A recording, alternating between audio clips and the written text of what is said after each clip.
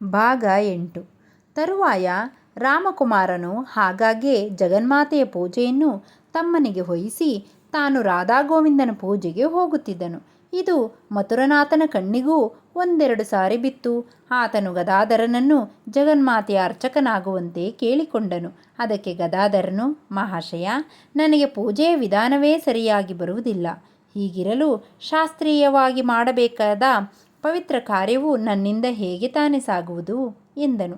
ಅದಕ್ಕೆ ಮಥುರನು, ತಮಗೆ ಯಾವ ಶಾಸ್ತ್ರವಿಧಿಯೂ ಅವಶ್ಯವಿಲ್ಲ. ತಮ್ಮ ಮಹಾಭಕ್ತಿಯೊಂದೇ ಸಾಕು ದೇವಿಯ ತೃಪ್ತಿಗೆ. ತಾವು ಏನನ್ನು ಹೇಗೆ ನಿವೇದಿಸಿದರೂ ಜಗದಂಬೆ ಸಂತೋಷದಿಂದ ಸ್ವೀಕರಿಸುತ್ತಾಳೆ. ತಮ್ಮ ಪೂಜೆಯಿಂದ ಸಂತೃಪ್ತಳಾದ ಮಹೇಶ್ವರಿ ಈ ವಿಗ್ರಹದಲ್ಲಿ ಆನಂದದಿಂದ ಆವಿರ್ಭವಿಸುವಳು ಎಂದನು. ಶ್ರೀಮಂತನ ಆಕೃತ್ರಿಮವಾದ ಉತ್ತರ ಗದಾಧರನ ಮನಸ್ಸನ್ನು ಸೂರೆಗೊಂಡಿತು. ಆದ್ದರಿಂದ ಸಮ್ಮತಿಸಿದನು. ರಾಮಕುಮಾರನಿಗೆ ರಾಧಾಗೋವಿಂದನ ಮಂದಿರಕ್ಕೆ ವರ್ಗವಾಯಿತು. ಅದರಿಂದ ಆತನಿಗೆ ಮಹಾ ಆನಂದವೂ ಆಯಿತು. ಆದರೆ ರಾಮಕುಮಾರನಿಗೆ ರಾಧಾಗೋವಿಂದನ ಪೂಜೆ ಮಾಡುವ ಪುಣ್ಯ ಬಹುಕಾಲ ಲಭಿಸಲಿಲ್ಲ. ವಯಸ್ಸಾಗಿದ್ದ ಆತನ ಮೈಯಲ್ಲಿ ಅಸ್ವಸ್ಥತೆ ಅಂಕುರಿಸಿತು. ಹವ ಬದಲಾವಣೆಗಾಗಿಯೂ ಸ್ವಲ್ಪ ದಿನಗಳ ವಿಶ್ರಾಂತಿಗಾಗಿಯೂ ಆತನು ತನ್ನ ಬಾಲ್ಯದ ಬೀಡದ ಕಾಮರ ಪುಕುರಕ್ಕೆ ಹೊರಟು ಹೋಗಲು ಮನಸ್ಸು ಮಾಡಿದನು. ಆದರೆ ವಿಧಿ ಬೇರೊಂದು ನಿಶ್ಚಯ ಮಾಡಿತ್ತು.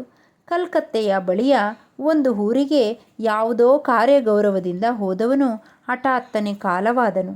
ಅಣ್ಣನ ನಿಧನ ವಾರ್ತೆ ಗದಾಧರನ ಎದೆಯಲ್ಲಿ ಸಿಡಿಲಿನಂತೆ ಎರಗಿತು. ಚಿಕ್ಕಂದಿನಲ್ಲಿಯೇ ತಂದೆಯನ್ನು ಕಳೆದುಕೊಂಡ ಆತನಿಗೆ ಅಣ್ಣನೇ ಸರ್ವಸ್ವನಾಗಿದ್ದನು. ಆದ್ದರಿಂದ ಪ್ರೀತಿಯ ಸಹೋದರನ ಸಾವು ತಮ್ಮನ ಕಣ್ಣಿನಲ್ಲಿ ಹೊಳೆ ಹರಿಸಿಬಿಟ್ಟಿತು.